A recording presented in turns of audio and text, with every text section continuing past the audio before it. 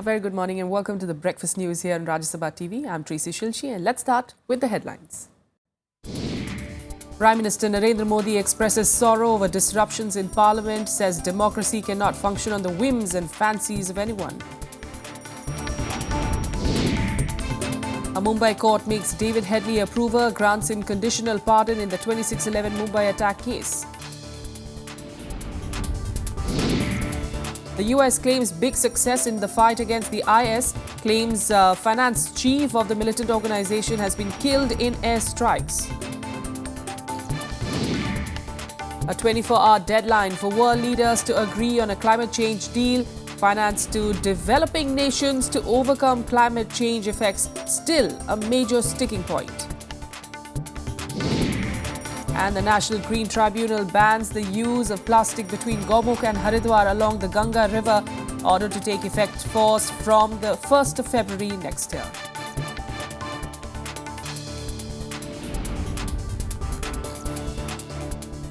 Prime Minister Narendra Modi has reacted to the disruptions in Parliament. Addressing an event organized by a news publication group, he countered the opposition's contention that the government had reached out to them only for the passage of the GST bill. Instead, Modi linked the disruptions to losses for the poor in the country. The Prime Minister on Thursday reacted to the disruptions in Parliament. He asserted that democracy cannot function at the whims and fancies of anyone. Without making any reference to Congress, Modi said democracy cannot be restricted to elections and governments alone. आपने देखे होंगे इन दिनों जरा ज्यादा देखने को लगते हैं मेरी मर्जी मेरा मन करता है मैं ऐसा करूंगा क्या देश ऐसे चलता है क्या मनतंत्र से देश नहीं चलता है जनतंत्र से देश चलता है आपके मन में आपके विचार कुछ भी हो लेकिन इससे व्यवस्थाएं नहीं चलती है. Modi said the poor are not able to get their rights as legislations are stuck due to the disruptions. He also said the government is requesting that Parliament should be allowed to function. हम एक कानून लाए हैं जिसमें गरीब व्यक्ति जो नौकरी करता है उसके बोनस के संबंध में लेकिन आज मुझे दुख के साथ कहना पड़ता है कि पार्लियामेंट चल नहीं रही है गरीब का हक रुका पड़ा हुआ है और इस अर्थ में लेकिन चर्चा क्या होती है जीएसटी और पार्लियामेंट जीएसटी और अरे भाई जीएसटी का जो होगा सब मिलकर के जो भी भाग्य का भारत का भाग्य तय होगा लेकिन गरीबों का क्या. Making a strong pitch for people's participation, Modi said the first thing is to have faith in the people and their strengths. आजादी के बाद जन भागीदारी से अगर विकास यात्रा का मॉडल बनाया गया होता तो शायद हम सरकार के भरोसे जिस गति से चले हैं अगर जनता के भरोसे चलते तो उसकी गति हजारों गुना तेज होती उसका व्याप उसकी गहराई अकल्पित होती. The Prime Minister's remarks at an event in Delhi come in the backdrop of the National Herald issue that cast a shadow on Parliament for the third day in a row. The Congress protest led to disruptions in both houses and blocking the passage of bills. Bureau Report, Rajya TV. And Finance Minister Arun Jaitley too saying that there is some meeting ground and issues raised by the Congress on the goods and services tax or the GST bill can be easily addressed provided there is willingness on part of the party. Speaking to the India Today channel, Jaitley said, and I quote, "What our stand on three issues could be, I have conveyed to senior responsible people of the Congress party. The three issues can easily be overcome provided there is willingness, but even the points they've raised, there is some meeting ground. I have to be hopeful on issues," unquote. Well, he further said that the three suggestions made by the Congress go contrary to what former Finance Ministers P. Chidambaram and Pranab Mukherjee had proposed. Congress is opposed to the GST bill in its present form. In other news, Vice President Hamid Ansari will leave for a 3-day visit to Turkmenistan today. He will take part in inaugurating the ambitious Turkmenistan-Afghanistan-Pakistan-India gas pipeline and also events marking the 20th anniversary of the Central Asian country's status of permanent neutrality. Vice President Ansari will meet Pakistani Prime Minister Nawaz Sharif and the Afghanistan President Ashraf Ghani during the event. The Vice President will also address an international conference on policy of neutrality, peace, security and development. He will return to India via Pakistan and Afghanistan. TAPI between India and Turkmenistan will be a clear evidence of the fact that we have much to gain with such cooperation, that this is going to be a significant force multiplier into our development efforts. This will be a practical manifestation of the connectivity that we talk about. Meanwhile, Japanese Prime Minister Shinzo Abe touches down in New Delhi today for a 3-day visit. He will meet Prime Minister Narendra Modi, during which they are expected to announce a deal for India's first bullet train. Abe is set to meet with President Pranab Mukherjee, External Affairs Minister Sushma Swaraj and Indian business leaders today. At the 9th Annual Indo-Japan Summit talks on Saturday, Modi and Abe will review the implementation of various decisions taken in course of the last 1 year to enhance economic ties, particularly in the trade and investment sector. Slated for discussion is the 98,000 crore rupee agreement for a Shinkansen bullet train connecting Mumbai and Ahmedabad. After the talks, Abe will leave for Varanasi, PM Modi's parliamentary constituency, where he will attend the Ganga Aarti at the famous Dashaswamedh Ghat. Modi will accompany Abe during his nearly 4.5-hour-long visit to Varanasi. With beautification and cleaning work going on round the clock, Varanasi is being transformed to welcome the Japanese PM. जो India के लोग जापानी लोग मिल के यहाँ यज्ञ हुआ है और अभी दोनों प्रधानमंत्री आ रहे हैं, तो उसके पहले वो सब कुछ बढ़िया से हो जाए, अच्छा हो जाए, ये प्रार्थना किया है। हम भारतीय और जापानी बंधुओं ने मिल करके एक महायज्ञ का आयोजन किया है, भारत जापान मैत्री महायज्ञ। इस महायज्ञ का मकसद ये है कि शिंजो आबे जी के काशी आगमन द्वारा भारत और जापान के बीच पारस्परिक मैत्री संबंध और मजबूत हो और प्रगाढ़ हो। A court in Mumbai has pardoned David Headley in the 26/11 attacks and has made him an approver in the case. Headley, who appeared through video conferencing from an undisclosed location, has been set conditions for turning approver. His next date of deposition before the court is the 8th of February next year. Pakistani-American LET operative David Headley, who surveyed targets for the Mumbai terror attacks, has been pardoned by a Mumbai court and made approver in the case. Judge G.S. Sanup in his judgment said, and I quote, "Accused David Headley is tendered pardon as per section 307 of Code of Criminal Procedure. Headley would be the prosecution witness in the case." Unquote. Headley will now have to depose through video conference in court on 8th February 2016. Accordingly, court has made him as an approver, but while making an approver, we have also made it very clear that this pardon is a conditional pardon on certain terms and conditions, and he accepted those terms and conditions, and therefore accordingly now David Coleman Headley will be the prosecution witness, and he will be examined on behalf of the prosecution in the terror trial of 26 November as the first star prosecution witness. While pronouncing the pardon, the court said it is being granted on the condition that Headley will reveal every fact leading to the conspiracy of the terror attacks. The condition is also that he will provide details of all the co-accused involved in the matter and crimes committed in India by him and others. इसकी हमारी देश में पहली बार गवाही होगी, जिस गवाही के द्वारा उसने साजिश में कौन-कौन लोग थे, क्या-क्या साजिश, इसकी पूरी जानकारी देने की एक अपॉर्चुनिटी आज उपलब्ध हुई है। After hearing the conditions set by the court, Headley, who is undergoing a 35-year prison sentence in the US and who appeared through a video link from an undisclosed location, said, "Yes, I agree to the conditions." Headley is the only other living witness who is privy to the entire event as to how it unfolded. His having agreed to turn an approver is a mega development in India's favor. He is aware of the entire role played by Hafiz Saeed as well as Lakhvi. He is also aware of the role of the ISI. It has been a significant development in this case so far, since he has been the one of the players right from the beginning in the whole conspiracy which unfolded. And I feel we'll get very valuable information from him. Headley is allegedly to have visited India 5 times between 2006 and 2008, drew maps, took video footage and scouted several targets for the attacks, including the Taj Hotel, Oberoi Hotel and Nariman House. His reconnaissance provided vital information to the 10 LET terrorists and their handlers who launched the attack on November 26, 2008, in which 166 people were killed, including many foreigners. Bureau Report, Rajya Sabha TV. Meanwhile, the US claims of dealing a major blow to the Islamic State's financial structure, killing its finance chief and 2 others in airstrikes. The US military spokesperson, Colonel Steve Warren, has confirmed Muwafaq Mustafa Mohammed al-Karmush, also known as Abu Salah, and 2 other senior leaders were shot down in the strikes in recent weeks. No further details have been provided.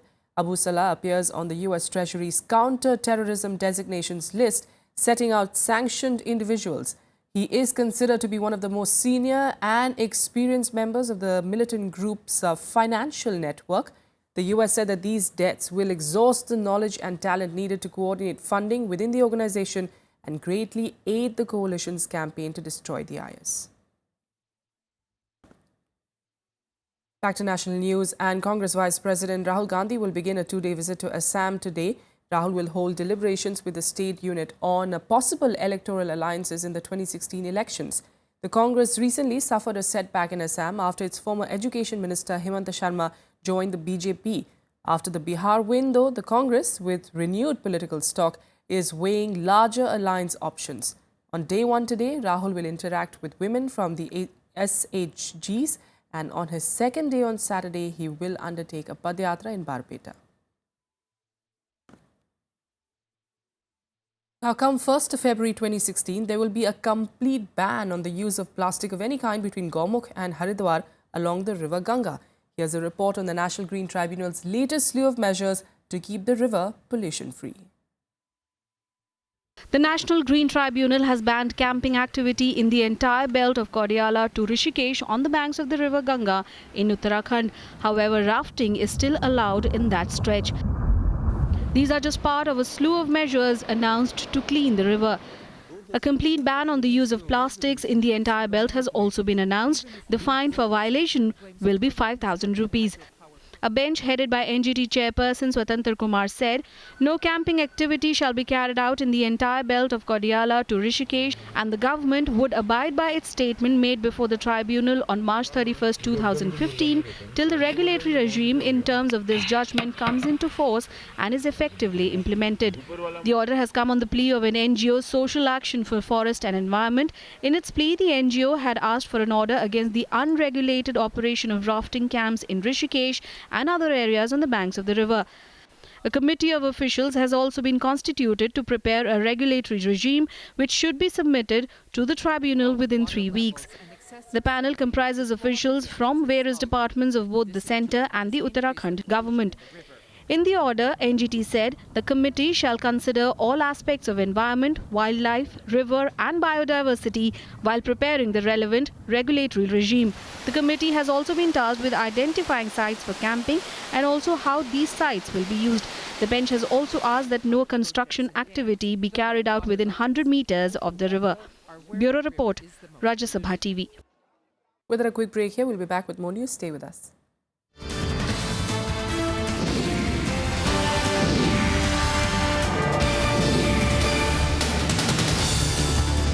Three, two, 1, 0. And in scientific sectors, there are many fundamental science that can be probed only if you have very precise timing system.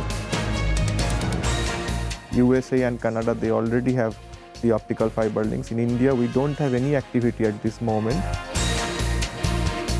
It could be that we will not be allowed to use the clocks from other continents, other countries. It's very important to develop our own clock. Watch Eureka with Dr. Shubhadeep Dey, scientist, NPL, only on Rajya Sabha television.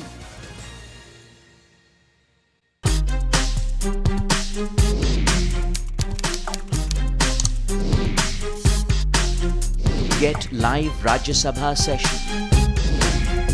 News, views, Reports and analysis you can trust on social media. Subscribe, follow, like. Rajya Sabha Television.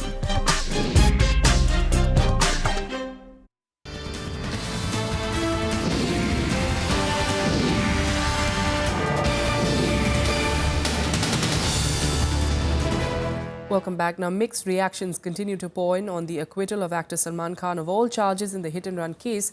The Bombay High Court on Thursday ruled that he could not be convicted on the basis of the current evidence. The order was, of course, celebrated by the actor and his fans, while others criticized it. Reprieve for the Bollywood actor in the 2002 hit-and-run case. Then Bombay High Court ruled that the prosecution failed to establish its case on him on all charges. The verdict set Salman Khan free after the Sessions Court convicted and sentenced him to 5 years imprisonment in the case. Obviously, so far as the client is concerned, it's a great relief after 13 years of journey that he has gone through. The court has held in his favor on all the issues that have been raised. Court ने आज इसको बिल्कुल खारिज कर दिया तो बात हम तो शुरू से कहते थे कि ये फंसाया गया था. The High Court said the prosecution failed to establish beyond doubt that the actor was driving and was drunk at the time of the accident. The judge also said the investigation was faulty with many loose ends that benefited the actor. Prosecution will now take the case to the higher court. ऊपर की बड़ी अदालतों में high court और supreme court में उसमें time लगा और फिर दोबारा ट्रायल हुआ और रीट्रायल के बाद फिर दोबारा एविडेंस हुई बुलाई गई. उसमें कायदा ही है कि चार्ज बदला जाता है तो मुलजिम को मौका दिया जाता है. मैं मानती हूं कि स्वाभाविक रूप से जुडिशरी ने एविडेंस के आधार पे अपना निर्णय फैसला दिया है. जो किसी को आपत्ति है तो उनके पास सुप्रीम कोर्ट का फोरम है.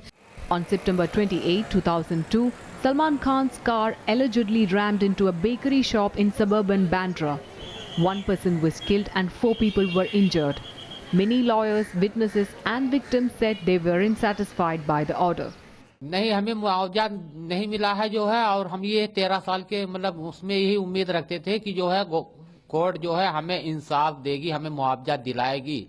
मुझे अंधेरे में रखा, लेकिन आज जो फैसले के घड़ी आए कि मुआवजा दिया जाए तो कोर्ट ने जो है उनको बरी कर दिया. Country also respects people who have a lot of money, so they can cash on it also. And unfortunately, our laws are the same, equal bad law. They expect independent witnesses to prove the case. With over 200 crore rupees riding on him, Salman Khan is now a free man.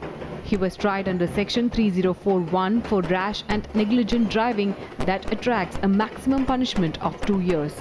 Bureau Report, Rajya Sabha TV. And now let's take a look at the events lineup for the day in the day ahead.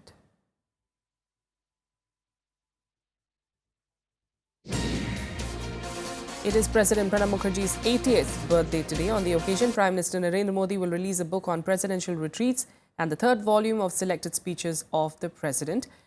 President Mukherjee, of course, will inaugurate the Festival of Energy Umang 2015 at a school within the President's estate. A new children's section of the President of India website will also be inaugurated. A Kolkata Sessions Court will announce the quantum of punishment to the 3 accused in the Kolkata Park Street gang rape case. On Thursday, the court had pronounced the 3 youths guilty in the case. 2 others accused in the case are still absconding.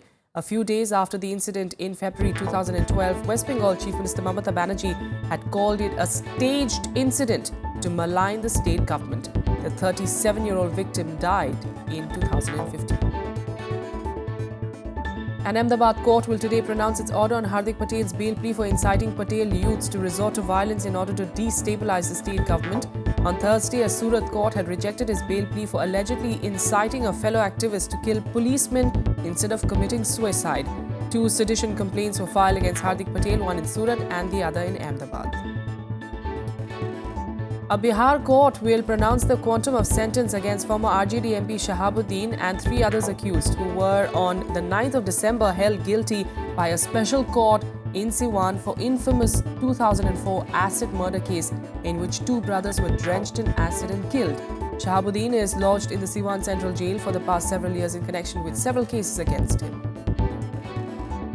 The The winter session of the West Bengal Legislative Assembly is to begin from today. On the first day, Assembly will adjourn after paying obituary references to eminent personalities who died in the recent past, including former State Assembly Speaker and CPIM veteran Hashim Abdul Halim. A number of bills, including 2 each from the Departments of Education, Law and Labour, are likely to be tabled before the House during the session. Now, the centre has declared the floods in Tamil Nadu as calamity of severe nature. The state government made this announcement after Chief Minister Jayalalitha wrote to the Prime Minister. The Chief Minister said that the Parliament Secretariat has issued a circular to MPs stating that they can allot 1 crore rupees worth renovation and rehabilitation efforts in the flood-affected districts from the Members of Parliament Local Area Development Scheme or MP-LADS. While the state government would apprise lawmakers of the requirement in the respective districts on this matter, the AIADMK MPs, totaling 49 in both houses, has already been asked to contribute 1 crore rupees each from MP-LADS. The opposition, however, is critical of the state government's handling of the flood situation in the state. Now, less than 24 hours to go for the Paris summit to close, and negotiators from governments across the world continue to work to iron out their differences. A latest draft text was released on Thursday, but it failed to address concerns of developing nations like India over compensation issues. Earlier, Environment Minister Prakash Javadekar held a second meeting with US Secretary of State John Kerry to discuss the thorny issues. Weary and sleep-deprived ministers in Paris headed into a second night of non-stop talks on Thursday.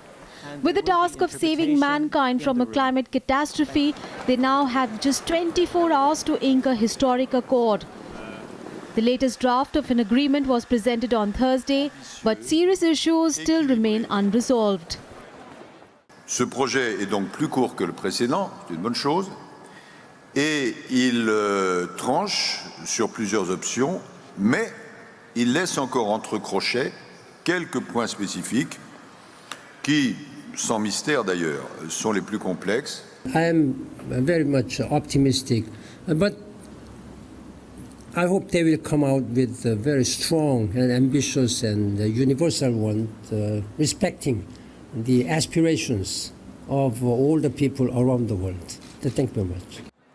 The 3 complex issues that remain unresolved are differentiation between developed and developing nations, financial agreements for the developing world, and the ambition for a global temperature target.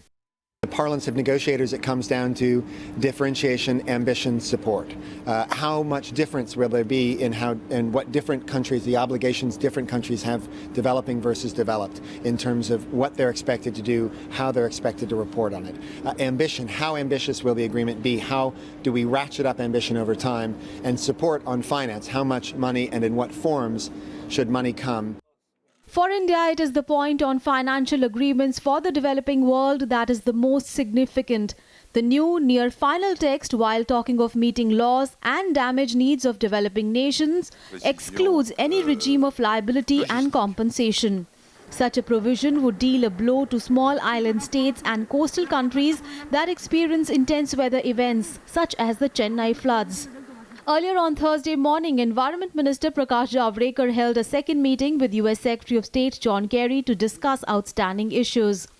Meanwhile, on the sidelines of the summit, protesters continue to push for a potentially historic deal.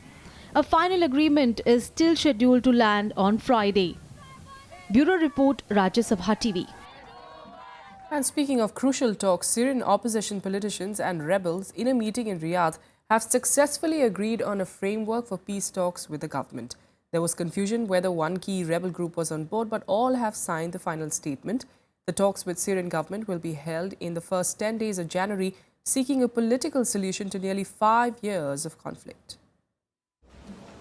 A major step advancing towards peace in the Middle East, a consensus among Syrian opposition politicians and rebel groups. The 2-day conference in the Saudi capital Riyadh brought together representatives of the main Western-backed political opposition alliance, the National Coalition, and delegates of the main rebel factions, including Ahrar al-Sham. The meeting produced a statement of principles to guide peace talks with the Syrian government next month. الاجتماع التفاوضي الذي يفترض أن يتم بين المعارضة السورية وبين حكومة بشار الأسد استنادا إلى مقررات جنيف التي نصت على تشكيل هيئة حكم انتقالي. هذه المفاوضات يفترض أن تبدأ أو أن تكون في شهر يناير بإذن الله، ربما بعد الثلث الأول منه أو خلال 10 أو 11 من يناير. انتخبوا 33 عضوة بالهيئة، وبكرة رح نبدأ تماما نخطط ونعرف شو الإجراءات وشو بدنا نعمل، ونعمل مثل شو خارطة الطريق تماما شو لازم نعمل والوقت. But the final hours of the meeting were overshadowed by protests from the powerful rebel group Ahrar al-Sham. They objected that figures too close to Assad government were being given prominent roles. The final statement calls for a new pluralistic regime that represents all sectors in Syria. It also stresses that President Bashar al-Assad and his aides could play no part in any transitional period. The opposition said it was willing to accept a UN-supervised ceasefire.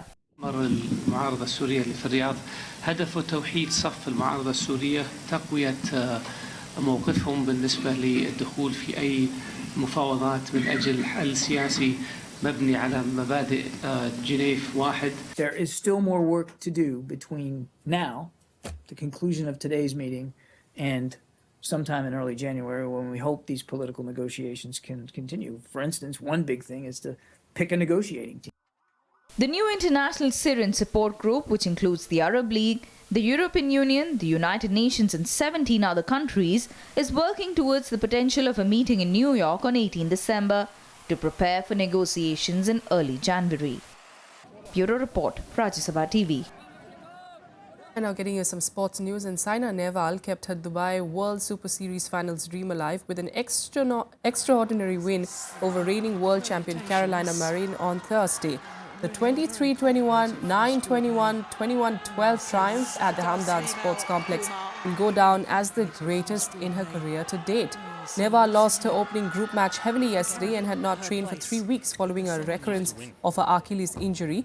Marin was playing well in the first 2 games of the match, but in the third, some uncharacteristic errors left the door open for Nehwal to take advantage, which she did with aplomb.